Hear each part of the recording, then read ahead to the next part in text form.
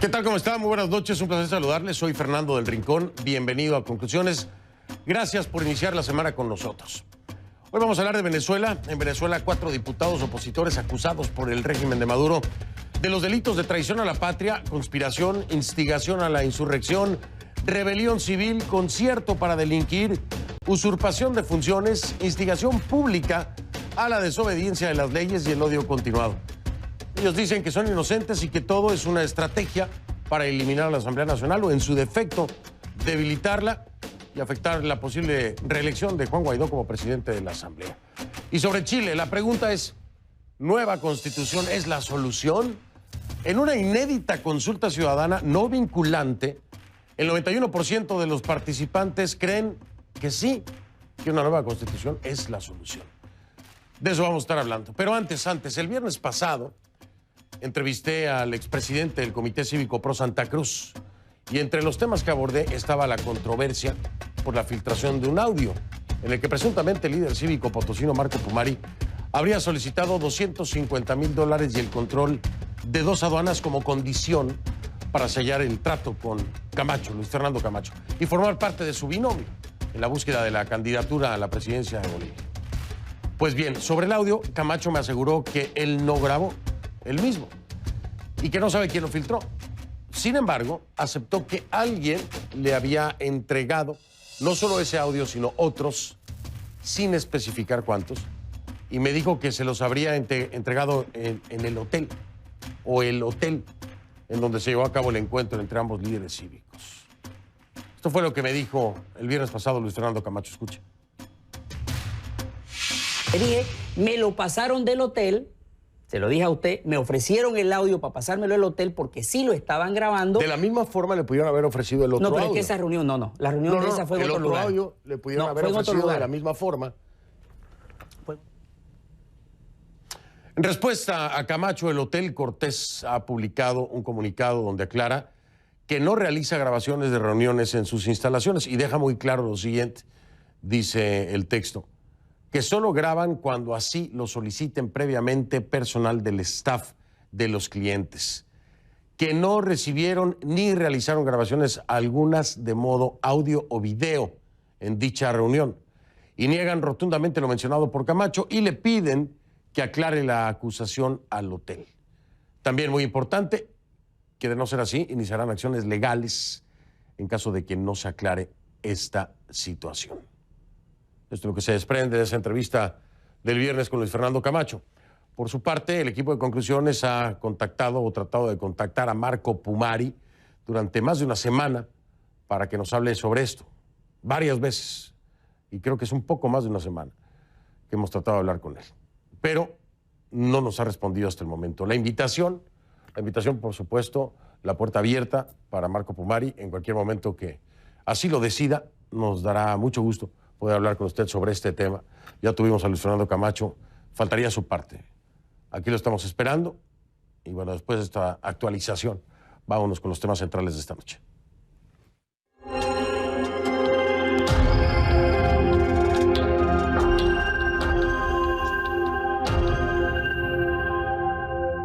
El viernes en la tarde-noche se activaron las órdenes judiciales y de la Fiscalía para capturar a los involucrados en esta conjura sangrienta. Le pido que a partir de ese momento me acompañe utilizando la etiqueta numeral ConcluDiputados, VZLA, numeral ConcluDiputados, VZLA.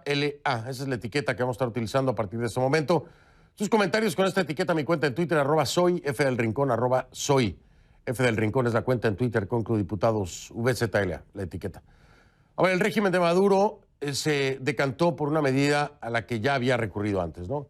A petición de Tarek William Saab, el fiscal del régimen, el Tribunal Supremo de Justicia también del régimen, alineado obviamente con el chavismo, ordenó a la Asamblea Nacional Constituyente, también de mayoría oficialista, bueno, únicamente oficialista, y con escaso reconocimiento internacional, proceder con el allanamiento de la inmunidad de 4 parlamentarios de la Asamblea Nacional de mayoría opositora y elegida democráticamente.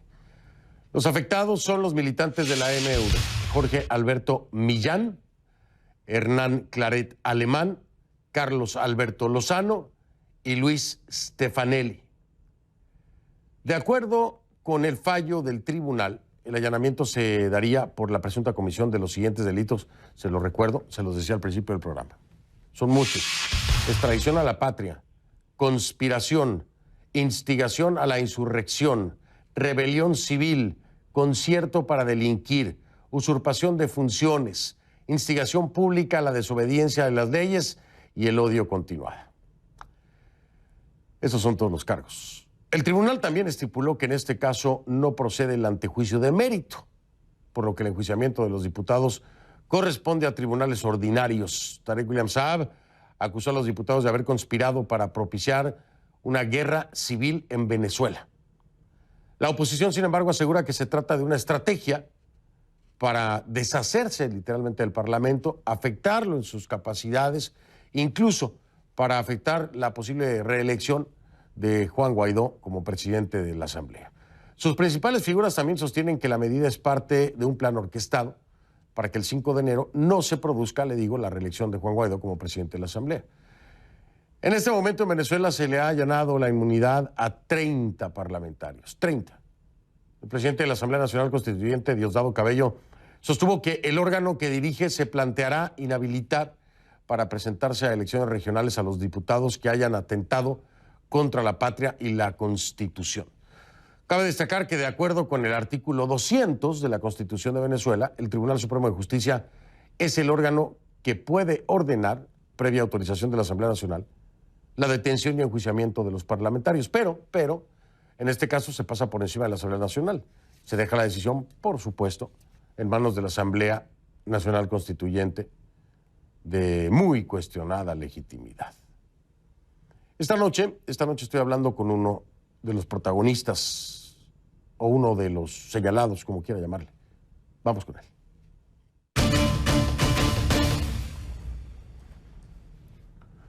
Le doy la bienvenida a Jorge Alberto Millán, jefe de la fracción de Primero Justicia. Jorge Alberto, buenas noches, gracias por estar aquí. Buenas noches. Quiero dejar claro, no voy a dar ubicación, no voy a decir en dónde se encuentra Jorge Alberto, a petición de parte, y lo hemos respetado en este programa. Así que, de nueva cuenta, Jorge Alberto, bienvenido. Muchas gracias por la invitación, Fernando, y un saludo a todos los que nos están viendo en tu programa en estos momentos. Jorge Alberto, una situación muy complicada y, bueno, por los señalamientos, gravísimo en caso de que llegaran a detenerlos. ¿Estás consciente de que eso puede ocurrir en cualquier momento? Bueno, nosotros desde la Asamblea Nacional sabemos los riesgos que corre el esfuerzo que estamos haciendo desde allí para liberar a Venezuela de un régimen narcoterrorista que está usurpando el poder público venezolano.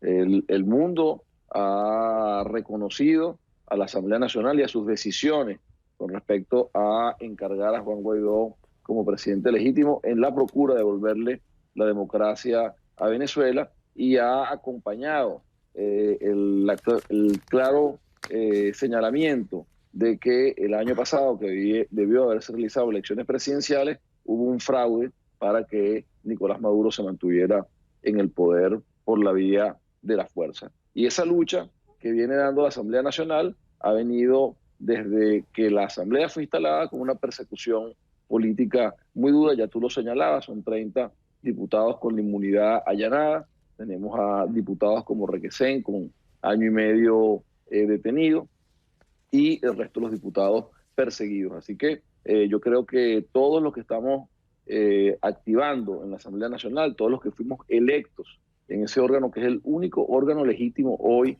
que goza de la característica de haber sido electo por el pueblo venezolano, por lo cual es el único órgano legítimo, como te decía, sabemos el riesgo que corremos. Todos podríamos decir que tenemos un número en las listas de persecución del régimen de Nicolás Maduro para intentar callarnos. Pero nosotros hemos siempre señalado en cada uno de los casos donde en esta oportunidad me corresponde a mí y a otros 3 compañeros parlamentarios, y en otras oportunidades han sido otros, que eso no nos va a detener para seguir luchando por la liberación de Venezuela. Sabemos los riesgos desde que fuimos electos, sabemos los riesgos desde que se inició la persecución y el intento de destruir la Asamblea Nacional, y con todo eso seguimos luchando para que Venezuela sea un país libre. Jorge Alberto, sin embargo, dicen que han seguido luchando. Hemos visto pues que hasta ahora, desgraciadamente, hay que aceptarlo, el resultado no ha sido el esperado. Y aquí el costo para muchos de ustedes es muy elevado. No solamente implica la detención, sino el riesgo que esto representa, el dejar a sus familias de alguna u otra forma en el abandono por verse forzados a lo mismo. Y yo te pregunto, Jorge Alberto, después de tanto tiempo en el que han estado en esta lucha, después de tanto tiempo en el que Juan Guaidó ha dicho que van bien, pero los resultados dicen que las cosas no van tan bien como se esperaban o se proyectaban, no se ha dado el cese de la usurpación famoso, que sería el primer paso de la agenda de Juan Guaidó. Yo te pregunto si vale bien la pena sacrificar todo esto, como a sus familias, su libertad y bueno, el riesgo también de su integridad física, Jorge Alberto. Yo creo que la libertad de Venezuela y la posibilidad de recuperarla de la destrucción que ha generado Nicolás Maduro bien vale la pena. Si es cierto que no se ha logrado el objetivo, porque Venezuela es un país que está secuestrado, y yo creo que a veces este ejemplo es bueno para que podamos tratar de comprender lo que vive Venezuela. Usted está en una casa que unos señores la tomaron con las armas y tienen sometido a los verdaderos dueños, que es el pueblo venezolano. Y en ese proceso de secuestro, el país lo han destruido. Hoy en día tenemos medio país paralizado, sin electricidad, sin agua, sin servicios públicos. Tenemos un país donde los ciudadanos, sus salarios de $3, fluctuando permanentemente, a veces llega a estar en $2 producto de la inflación, a veces hiperinflación que se ha generado en nuestro país. Es un país muy hermoso que ha sido destruido por unos maleantes, como te dije, un narcoestado que viene sistemáticamente acabando y saqueando la riqueza de la nación para acaparar grandes fortunas a quienes hoy ostentan ilegalmente el poder, y asimismo también para mantener sus privilegios allí. Así que yo creo que la lucha de la Asamblea Nacional y de otros dirigentes y luchadores sociales y políticos del país bien vale la pena, a pesar de todos sus riesgos. Ahora, hablamos de 30, y quién sabe los que se sumen, de 30 diputados al menos allanados en su inmunidad. Esto puede tener un gravísimo impacto hacia el interior de la Asamblea Nacional, con la intención, ya lo dicen ustedes, de eliminarla, o con la intención de afectar pues la posible reelección de Juan Guaidó como presidente de la Asamblea Nacional. ¿Cómo piensas tú que van a poder revertir ese efecto cuando no se tiene otro organismo dentro del país que esté alineado con el oficialismo, solamente la Asamblea Nacional de mayoría opositora? ¿Cómo pueden defender eso que realmente les puede dar en la torre, ¿no? Como decimos en mi país? Bueno, yo lo primero que debo decirte es que las dictaduras, generalmente estas tiranías, tratan de resolver toda la fuerza. El terror y la persecución es su herramienta fundamental, y aunque esa herramienta tiene éxito temporal, está muy claro que finalmente la razón y la lucha por el derecho a que todos los ciudadanos tengamos la posibilidad de decidir nuestro destino, y que sea por la vía civilizada y no por la vía de la fuerza, triunfa. Así que la Asamblea Nacional ha estado acosada permanentemente desde que fue electa, desde que triunfó la mayoría opositora, y en cada una de las circunstancias que ha estado acosada se ha podido poner de pie. Nosotros no tenemos duda de que el 5 de enero va a demostrarse que sigue los diputados opositores con fuerza luchando para que ese país tan hermoso, mi país, Venezuela, sea un país libre. De aquí a esa fecha van, te digo, 30 diputados opositores, ¿no? Allanados, de 167. Vamos a ver hasta dónde llega la cifra, porque esto parece que va para más. En los señalamientos que hacen por parte del régimen de Nicolás Maduro, están basados en lo que ocurrió el 30 de abril, ¿no? En este que califico yo como intento de levantamiento, ¿no? Un levantamiento civil o cívico-militar, porque también había militar, es un intento de levantamiento cívico-militar, creo que sería la mejor forma de definirlo. Hacia allá apuntan, ¿no? Todas estas acusaciones, 30 de abril. Voy a marcar una pausa, Jorge Alberto, para regresando me digas cuál fue tu participación en el 30 de abril, qué es lo que te señala finalmente el régimen de Maduro de haber participado, al igual que a los demás diputados como Millán Torrealba, Hernán Claret, Alemán Pérez, Carlos Alberto Lozano y Luis Stefanelli Barjacova. Regreso para que me des la respuesta. ¿Qué participación tuvo alguna, Jorge Alberto Millán, el jefe de la fracción de Primera Justicia, el 30 de abril? De eso lo señalan, ¿no? Regreso con él en un momento después de la pausa para escuchar su respuesta. Y más adelante en esta conclusión es Chile.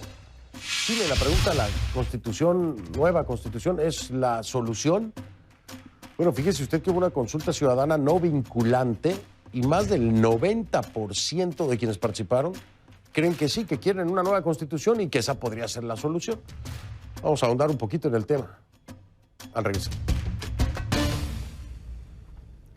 Estamos de regreso con Jorge Alberto Millán, jefe de la fracción de Primero Justicia. Jorge Alberto, según la Fiscalía del régimen de Maduro, ustedes tendrían alguna vinculación en el llamado hecho por Juan Guaidó con otros diputados, un pequeño grupo de militares el 30 de abril, ¿no? Ahí se buscaba desconocer, dice la Fiscalía, a Nicolás Maduro, y bueno, pues ahí los están vinculando. Jorge Alberto Millán, ¿tuvo algo que ver con la planeación del 30 de abril? ¿Tuviste alguna participación o de plano ni idea tenías de lo que iba a pasar? Bueno, fíjate, la sentencia que yo tengo en mis manos, que he podido revisar, pone el foco es en la designación de Juan Guaidó como presidente de la República, presidente legítimo hoy, que cuenta con el reconocimiento de prácticamente todos los países del mundo libre.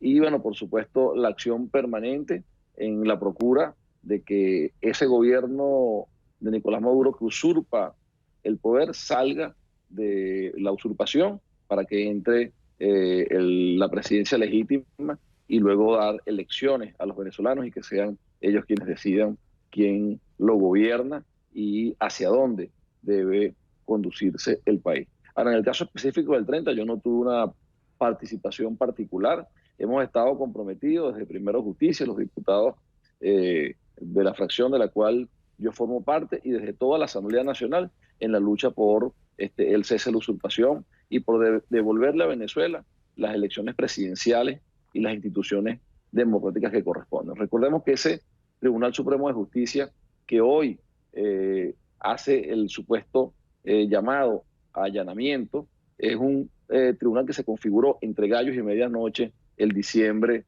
del 2015, justamente después de que la Asamblea fuese electa y se hubiesen garantizado las 2/3 partes. Y se configuró justamente para tratar de detener un poder legítimo con esta aberración que ellos construyeron. Y si tú ves, es un tribunal en un país con tantos problemas que no hace ninguna sentencia, que no emite ningún juicio, sino simplemente solicitudes de allanamiento a la inmunidad parlamentaria de diputados que además deben ser allanados, como tú también lo comentabas al inicio del programa, por la Asamblea Nacional y no por un fraude que es la Asamblea Nacional Constituyente, que no fue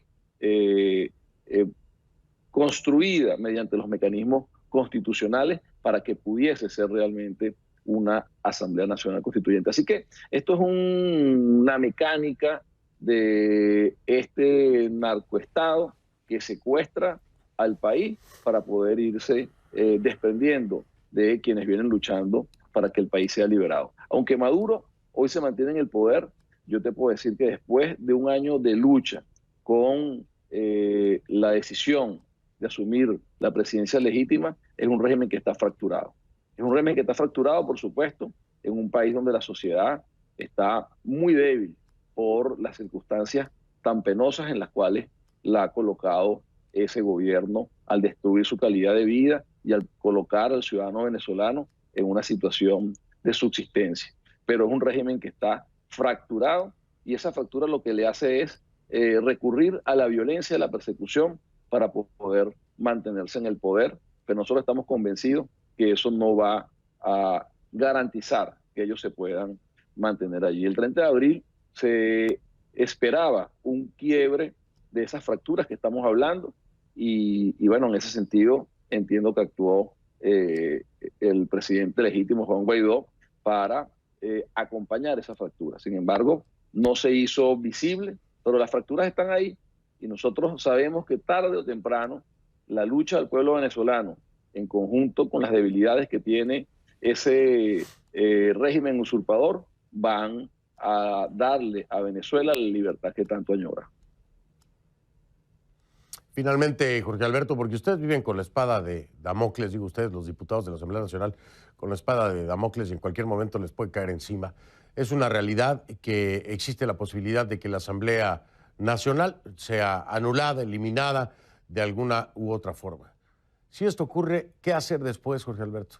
¿Se seguirá pensando en esta estrategia pacífica o de una vez aceptarán que tiene que ser pues por la intervención armada de algún factor externo? ¿Qué piensas? Bueno, la lucha por la democracia y por la libertad no pasa simplemente por la Asamblea Nacional. La coyuntura de los últimos años, en el caso venezolano, que se ha contado con una asamblea electa, democrática, de mayoría opositora, es una particularidad que generalmente no existe en los procesos de liberación contra autocracias como la de Nicolás Maduro. Así que si la Asamblea Nacional por alguna circunstancia dejara de funcionar, el pueblo venezolano va a buscar sus mecanismos de lucha para procurarse la libertad. Ahora bien, nosotros en la Asamblea Nacional estamos tomando las medidas para poder garantizar de que así nos persigan, la Asamblea Nacional pueda seguir funcionando de acuerdo a lo que establece la Constitución de Venezuela y de su responsabilidad de hacer todo lo conducente para recuperar el pleno ejercicio de la Constitución y el pleno derecho de los venezolanos a escoger a quienes los gobiernan. Así que yo creo que independientemente de la persecución que el gobierno usurpador de Maduro ejerza sobre la Asamblea Nacional y sobre el pueblo venezolano es un pueblo luchador y se va a empinar sobre las dificultades que representa este narcoestado que, como te dije, ha destruido las condiciones de vida de los venezolanos. Y con respecto a los mecanismos de lucha, bueno, yo creo que desde la Asamblea Nacional hemos estado muy claros a generar un proceso que, de acuerdo a las posibilidades reales, garantice la libertad de Venezuela. Las acciones o las estrategias que no se han desarrollado no es porque la Asamblea Nacional no las haya considerado, sino porque no, en algunas circunstancias no han estado disponibles. Pero nosotros vamos a seguir utilizando toda la fuerza de la ley venezolana para que desde allí se garanticen las acciones necesarias para que el país sea liberado. Pues Jorge Alberto Millán, gracias por la entrevista. Estaremos muy al pendiente de lo que pueda ocurrir en las próximas horas, en la semana.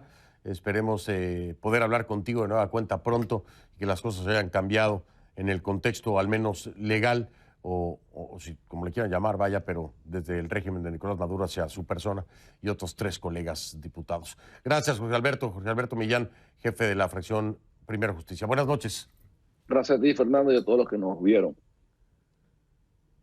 Gracias, buenas noches. Voy a hacer una pausa, regreso, cambiamos el tema, vamos de Venezuela a Chile. La pregunta es, ¿una nueva constitución es la solución? Una consulta ciudadana no vinculante, en su mayoría, aboga porque sí, por una nueva constitución como solución. ¿Será? Vamos a profundizar en el tema y ya regreso. En redes sociales, Twitter, @soy F del Rincón, @soy F del Rincón y por supuesto Instagram a sus órdenes, F del Rincón en Instagram, ya ven. En Chile hay un innegable deseo de cambio. Se han manifestado claramente y fuertemente en las calles. Y este domingo también en las urnas, en una consulta ciudadana no vinculante, realizada por 225 municipios. En ella participaron 2.114.075 personas, según cifras ofrecidas por la Asociación Chilena de Municipalidades. De ellas, el 85% votó a favor de un cambio de constitución, según la misma fuente, ¿no? Y la opción elegida para cambiarla fue una convención constitucional formada en su totalidad por ciudadanos electos.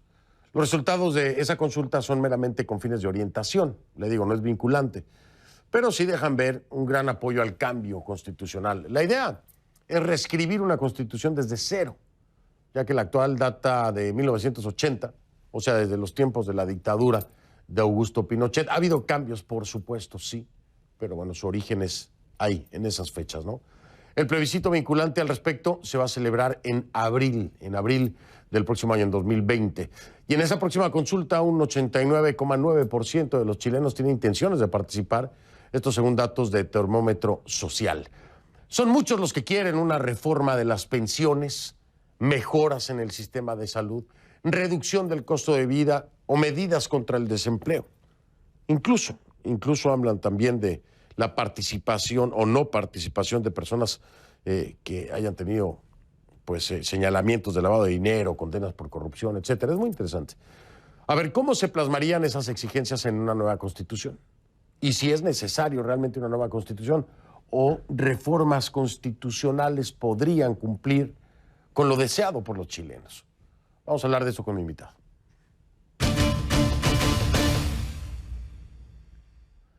Le doy la bienvenida a Enrique Navarro, abogado y académico de la Universidad de Chile, en vivo desde Santiago. Señor Navarro, gracias por estar aquí. Buenas noches. Buenas noches, Fernando. Gracias por la invitación. Al contrario, gracias a usted. La pregunta del millón desde su perspectiva, ¿es una nueva constitución la solución? Bueno, los problemas que se han planteado en el último tiempo en Chile de carácter social, previsional y de salud, en mi opinión, escapan necesariamente a la necesidad de un nuevo texto constitucional. Esto es, las modificaciones al sistema de salud, los perfeccionamientos del sistema previsional o en materia educacional, en muchos casos perfectamente se pueden realizar sobre la base de lo que establece el actual texto constitucional e incluso perfeccionándolo. Y en ese sentido se ha planteado por algunos razonablemente que este tema del nuevo texto constitucional de alguna manera lleva un concepto, ¿no es cierto?, de carácter más bien ideológico. Se ha planteado por algunos que esta constitución actual sería la heredera de la dictadura de Pinochet de 1980. Lo cierto es que la actual constitución chilena ha tenido 43 leyes de reforma constitucional que han modificado más de 250 de sus disposiciones.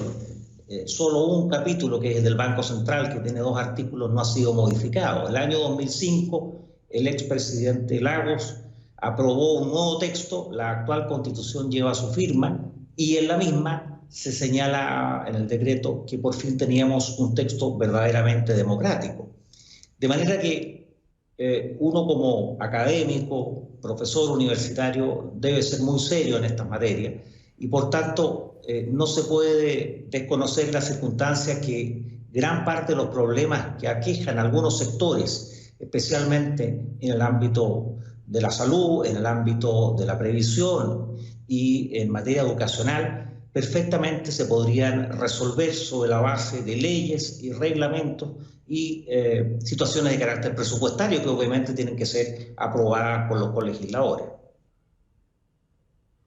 ¿Por qué cree usted, señor Navarro, entonces que la percepción en la mayoría de los que han participado en esta consulta no vinculante es que es necesaria una nueva constitución? ¿Cree usted que este es un tema de desinformación o se ha generado una corriente de opinión que tiene un trasfondo ideológico mayormente y que no plantea soluciones prácticas y reales, tal vez como las que estamos escuchando de su parte? Bueno, evidentemente, en el gobierno anterior de la presidenta Bachelet, el tema constitucional fue planteado como una materia a partir del año 2015. Se convocaron a cabildos, opiniones de las personas en las distintas comunas, y a los pocos días de concluir el gobierno se envió un texto de nueva constitución reformando el actual. El nuevo gobierno de Sebastián Piñera, que llegó con un 55% de aprobación, no tenía dentro de sus principales proyectos la idea de una nueva constitución. Incluso hasta hace pocos meses en las encuestas normalmente el tema constitucional no estaba entre los más de interés ciudadano. Normalmente, reitero, los temas que han generado más interés son los de carácter previsional, los temas educacionales, los temas de transportes, etc. En consecuencia, cuando se produce el estallido social a partir del 18 de octubre, diversos actores centraron su malestar en el texto constitucional, y en ese sentido las fuerzas políticas reafirmaron mayoritariamente la necesidad de un nuevo texto constitucional. Es cierto que hay un porcentaje importante de la población que estima que es conveniente un nuevo texto constitucional. Como bien señala usted, en el último plebiscito realizado comunal, voluntario, el día domingo, un porcentaje importante, aunque hay que hacer presente que los electores son sobre 10, 11 millones, o sea, sufragó un número bastante pequeño. Si además se hace presente que sufragaron incluso menores de 18 años, en Chile el sufragio está permitido para los mayores de 18 años, pero evidentemente, en principio, hoy día las encuestas dan cuenta de que una mayoría probablemente va a votar por un nuevo texto constitucional. Eso es así. Sin embargo, reitero, desde el punto de vista de las políticas públicas, desde el punto de vista de las modificaciones que son relevantes para el país, por lo menos en mi opinión, en el ámbito de la salud, de la educación y previsional, pueden perfectamente realizarse con el actual sistema, sin perjuicio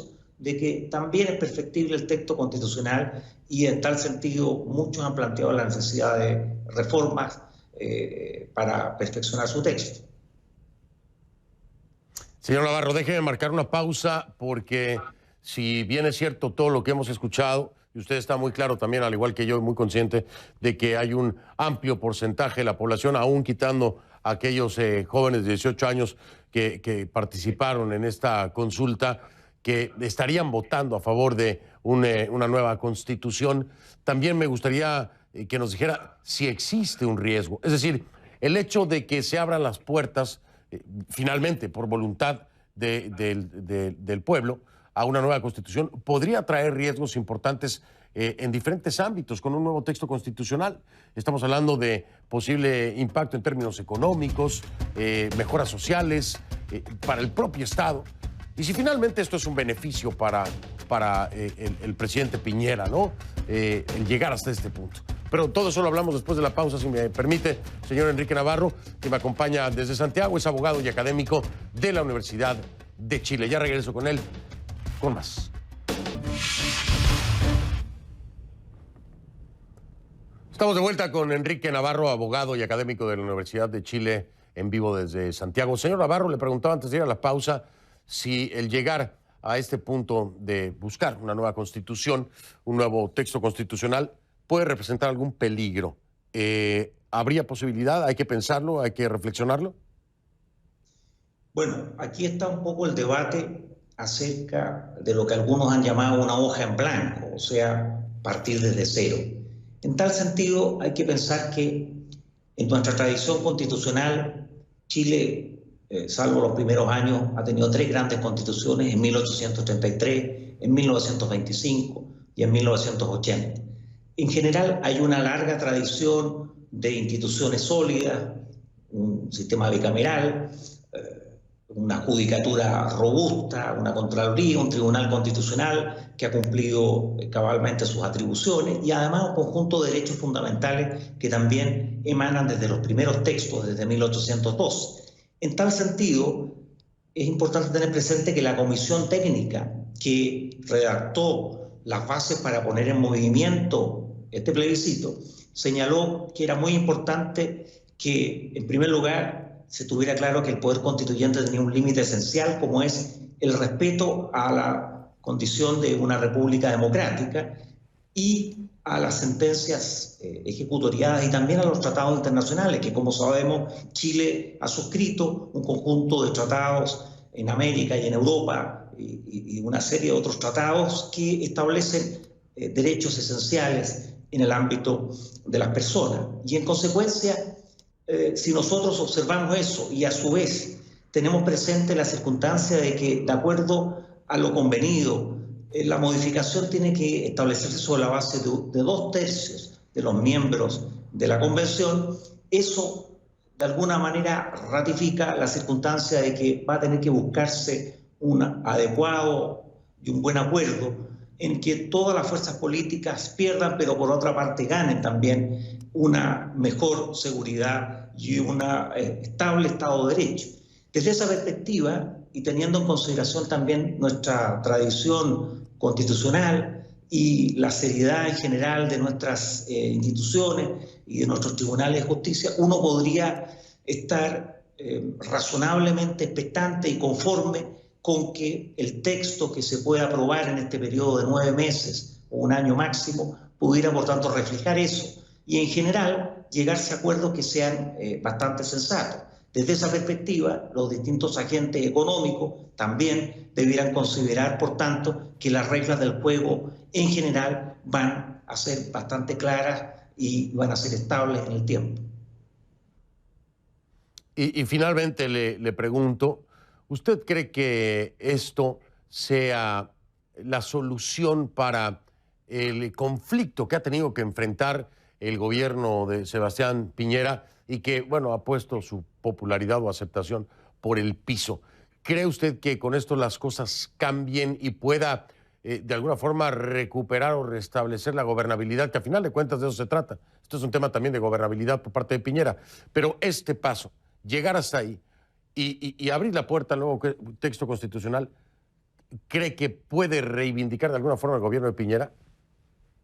Bueno, si efectivamente los ánimos se aquietan y la convulsión social decrece, eso podría pensarse que es así. Lamentablemente, incluso después del propio acuerdo celebrado el 15 de noviembre, se han seguido registrando diversos enfrentamientos sociales. Y en ese sentido hay que confiar que durante las próximas semanas y meses van a disminuir sustancialmente. Sin embargo, hay que de alguna manera también ser responsable en esta materia. Desde el punto de vista constitucional, reitero, la Carta Fundamental establece los grandes principios y eso es desarrollado por la legislatura y por la potestad reglamentaria. Por tanto, los temas de mayor cobertura educacional, de mayor desarrollo en el ámbito de las prestaciones médicas y a su vez la circunstancia de mejorías de pensiones, que son esencialmente los problemas junto con transporte que aquejan en general a los ciudadanos, en mi opinión, no dicen relación directa con la necesidad de un nuevo texto constitucional. Eso apunta a nuevos proyectos que tienen que ejecutarse, además teniendo en consideración la realidad presupuestaria del país. Y por tanto, si en el próximo año el proceso constituyente se realiza con normalidad, con tranquilidad, sin grandes movimientos de carácter social y por tanto se puede llegar a un buen texto, sin duda que va a ser un éxito que puede ser coronado en los próximos años y dar una estabilidad. Sin embargo, si los distintos sectores no ven que aquello va a solucionar en definitiva los problemas, puede ser un alto. Esperamos que, sin embargo, eso se vea reflejado en un profundo acuerdo y que, por tanto, las fuerzas razonables en Chile, que sin duda son las mayoritarias, primen y que, por tanto, eso signifique un éxito de los distintos actores, del presidente, pero también del Congreso Nacional, que tuvo un rol fundamental en esta materia, y en general permitan, por tanto, una mejoría sustancial de cada uno de los habitantes de nuestro querido país.